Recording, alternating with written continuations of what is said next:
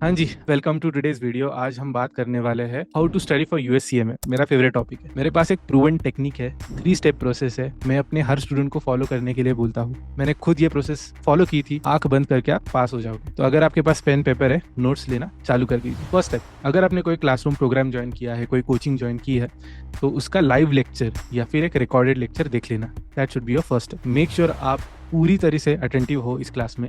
इस क्लास में आपका ऑब्जेक्टिव यही है कि आपकी कंसेप्चुअल क्लैरिटी 100% है, whatever you are study. कुछ क्लासेस में मुझे पता है कि बस स्लाइड्स पढ़ते हैं, ठीक से एक्सप्लेन नहीं करते, या सिर्फ इंपॉर्टेंट चीजें हाईलाइट करके आगे चले जाते हैं। इन दैट केस या तो क्लास चेंज कर लीजिए या फिर सेल्फ स्टडी मोड में आ जाइए। ओके, अब आते हैं सेकंड स्टेप पे। जो भी आपके पास स्टडी मटेरियल है, मैं किसी भी पब्लिकेशन का नाम नहीं लूंगा, लेकिन जो भी है उसकी जो टेक्स्ट बुक है उसे थरली रीड करना। हर एक वर्ड को अच्छे से रीड करना, और रीड करते वक्त एक पेन, पेंसिल या फिर एक हाइलाइटर लेके बैठना। जो भी आपको इंपॉर्टेंट लग रहा है उसे हाईलाइट कर देना and make sure you are reading. This is your first reading, तो आपका रीडिंग बहुत थरो है, आप कुछ मिस आउट नहीं कर रहे हो। इसके बाद उस topic specific at least 30 MCQs solve कर। उन 30 एमसीक्यूज में से कम 80% क्वेश्चंस सही आने चाहिए। अगर आ गए तो आपके पास कंसेप्चुअल क्लैरिटी है, आप आगे जा सकते हैं। अगर नहीं है तो वापस जाओ। वापस जाके क्या करोगे, आप एक और बार वीडियो लेक्चर देख सकते हो या फिर क्लास अटेंड कर सकते हो, लेकिन इसमें भी केयरफुल रहना। बार बार वीडियो लेक्चर अटेंड करना इतना बेनिफिशियल होता नहीं है। There is a theory called diminishing marginal utility. अगर आपने 11th-12th में इकोनॉमिक्स लिया होगा तो इसके बारे में जरूर पढ़ा होगा। तो ये थ्योरी कुछ ऐसे है कि जब भी आप फर्स्ट टाइम कुछ कंज्यूम करते हो तो उससे जो यूटिलिटी आती है वो काफ़ी ज़्यादा होती है। Let me give you an example. Let's say आपको बहुत ज़्यादा भूख लगी है एंड यू एट 1 एप्पल, आपने एक एप्पल खाया, तो उससे मिलने वाला सेटिस्फैक्शन या हैप्पीनेस बहुत ज़्यादा होता है। उसके बाद तुरंत और एक एप्पल खाया तो शायद आप उतने खुश नहीं रहोगे जितना फर्स्ट टाइम खाते वक्त। और उसके बाद थर्ड एप्पल खाया तो आप रियलाइज करोगे यार मुझे भूख तो है नहीं, I am not enjoying this Apple anymore. वैसे कुछ वीडियो लेक्चर्स के साथ आप फर्स्ट टाइम देखोगे काफ़ी कुछ सीख जाओगे, सेकंड टाइम देखोगे उतना ही 2-3 घंटा स्पेंड करोगे, मे बी एडिशनल 10-15% सीख जाओगे, but third time you are just wasting your time. तो मेक श्योर आप बहुत ऑप्टिमाइज्ड वे में इसे यूटिलाइज कर रहे हैं। Next is, let's say conceptual clarity पढ़ने से बढ़ रही है, then you can go back and consider reading the important part जो आपने हाईलाइट किया था, वो भी काफ़ी हेल्पफुल हो सकता है।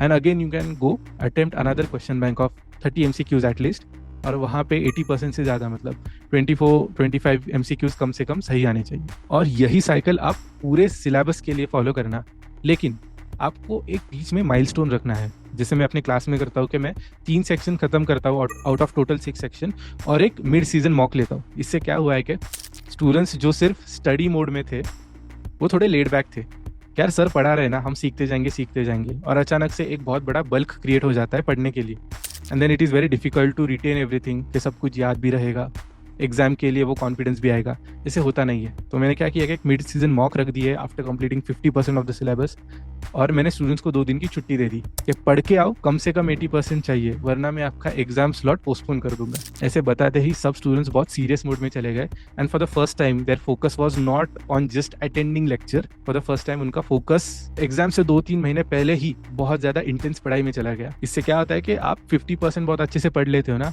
अगले 50% पढ़ते हुए आपका टेंशन, एंग्जाइटी थोड़ी कम हो जाती है। You are confident about the initial 50% जो आपने पढ़ा हुआ है, और एक मॉक एग्जाम देके आपने खुद का रिजल्ट लिखा हुआ है। इस मॉक में भी मैंने 80% ही मिनिमम पासिंग रखा है अपने खुद के क्लास में। तो वीडियो को आगे देखने से पहले I have one quick announcement. I have a great news for you. मैंने रिसेंटली प्रिंसलिट एजुकेशन ये वेंचर स्टार्ट किया है, जहाँ पे मैं खुद यूएससीएमए पढ़ाता हूँ। तो अगर आपको मुझसे डायरेक्टली सीएमए पढ़ना हो तो आप हमारे पुणे क्लासरूम में आ सकते हो, या फिर आप हमारा वर्चुअल लर्निंग क्लासरूम भी ज्वाइन कर सकते हो, जहाँ पे मैं ऑनलाइन लाइव क्लासेस लेता हूँ। एंड नॉट जस्ट दैट, जो हमारा in house placement support model है, that is completely inspired by IIM Lucknow's placement structure. So when it comes to getting placed in top MNCs or even Big 4 companies, I will personally take care of that. लेकिन ये होने के लिए I hope to see you in the classroom soon. Please enjoy the rest of the video. तो चलो, I think you have understood the overall formula, कि सबसे पहले आपको वीडियो लेक्चर्स देखने हैं, उसके बाद आपको टेक्स्ट बुक पढ़नी है, उसके बाद आपको MCQ सॉल्व करने हैं, 50% सिलेबस हो जाए तो एक मॉक एग्जाम अपीयर करनी है, और वैसे ही अगला 50% कंप्लीट करके एक कंप्लीट मॉक अपीयर करनी है। आइडियली किसी भी एग्जाम के लिए 6 महीने का ड्यूरेशन इनफ होता है। इनिशियल 4 मंथ्स ये आप पढ़ाई में, और initial 2 mock, mid season mock और end of the season mock में स्पेंड कर सकते हो।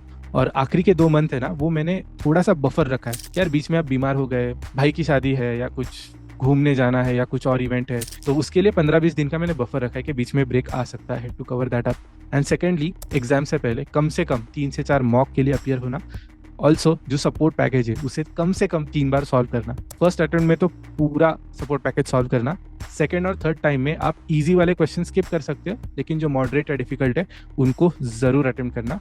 और फिर आप तय कैसे करोगे कि इजी कौन सा है, मॉडरेट कौन सा है या डिफिकल्ट कौन सा है। तो जब भी आप सपोर्ट पैकेज या कोई भी क्वेश्चन बैंक सॉल्व करने के लिए बैठोगे ना, पेन या पेपर लेके बैठना और स्टार मार्किंग सिस्टम यूज करना, जो मेरे सर ने मुझे सिखाया था लेकिन CFA एग्जाम के लिए। तो स्टार मार्किंग सिस्टम कुछ ऐसे है कि जब कोई क्वेश्चन दिख गया, पढ़ते ही आपको पता है आंसर क्या होगा, या फिर आप 1 मिनट से कम लोगे आंसर निकालने के लिए, and you already know the whole flow of solving a question, तो वो इजी कैटेगरी में जाएगा। 1 मिनट से ज्यादा लग रहा है, थोड़ा टाइम लग रहा है, लेकिन फिर भी आपको लग रहा है कि यार कॉन्फिडेंटली आंसर आ ही जाएगा, उसे भी आप इजी कैटेगरी में पकड़ सकते हैं। लेकिन किसी क्वेश्चन को 2 या 3 मिनट से ज़्यादा लग रहा है, यू आर नॉट कॉन्फिडेंट कि यार हर एक स्टेप क्या होगा, या फिर you are not confident about कि आंसर क्या होगा, इन दैट केस उसे मॉडरेट मार्क करना। तीसरा होता है कि क्वेश्चन पढ़ा और आपको पता ही नहीं कि एक क्वेश्चन कहाँ से आया है, उसे डिफिकल्ट या वेरी डिफिकल्ट कैटेगरी में मार्क करना है। 3 स्टार दे सकते हो, मॉडरेट को 2 स्टार दे सकते हो। मॉडरेट डिफिकल्ट में फर्क इतना ही है कि मॉडरेट आपको पता है कैसे सॉल्व करना है, लेकिन शायद थोड़ा टाइम लगेगा, या फिर फाइनल के 1-2 स्टेप में थोड़ा सा गेस वर्क करना पड़ेगा। You know the initial few steps,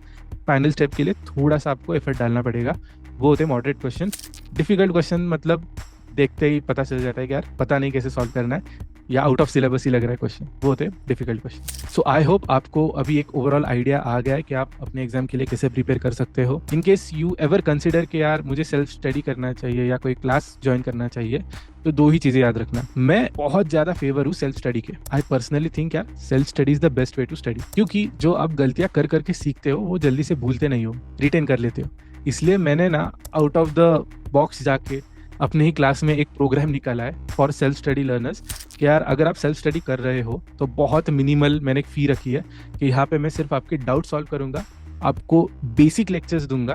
finance fundamentals एक प्रोग्राम है उसके, कि आप ये परस्यू कर लो, और जब भी वीकली एक सेशन रखूंगा कि जब भी आपको डाउट हो आके बैठ जाओ, डाउट सॉल्व करवा लो और आगे चले जाओ। क्योंकि फ्रैंकली जब आप कोई कोचिंग ज्वाइन करते हो ना, उस टीचर के 2 ही ऑब्जेक्टिव्स होते हैं। एक तो आपकी जो लर्निंग प्रोसेस है उसको स्पीड अप करना है, मतलब जो आप गलतियां कर करके सीखोगे, कवर दैट अप, टीचर आएगा बताएगा कि ये XYZ कंसेप्ट ऐसे है, ताकि आप कोई गलती बिना करे ही सीख जाओगे। That is first objective. उसके लिए तो क्लास लगाना ही पड़ेगा। बट सेकंड ऑब्जेक्टिव यही है कि जब भी आप पढ़ रहे हो, जब भी कोई हर्डल आ गया, जब भी कोई कंसर्न आ गया, you can easily reach out to your teacher और वो डाउट क्लियर करवा सकते। यही 2 ऑब्जेक्टिव रहते हैं। इससे परे क्लासेस के बाकी के भी थोड़े बहुत बेनिफिट्स होते हैं, but when it comes to passing an exam, यही मेजर 2 बेनिफिट्स होते हैं। तो आज के वीडियो के लिए इतना ही। I hope you got good amount of idea कि आप अपने USCMA एग्जाम के लिए कैसे प्रिपेयर कर सकते हो। If you need any help, any guidance, by the way मेरे गाइडेंस या करियर काउंसलिंग के कॉल्स फ्री रहते हैं। Please feel free to get in touch with me any time. I am always there to help out the students. That's one of my favourite things to do. As usual, अगर आपको ये video पसंद आया तो Thums up जरूर करना। कोई doubt से, कंसर्न से कमेंट सेक्शन में जरूर मेंशन करना। मैं मिलता हूँ आपको अगली वीडियो में। Until then take care and bye bye.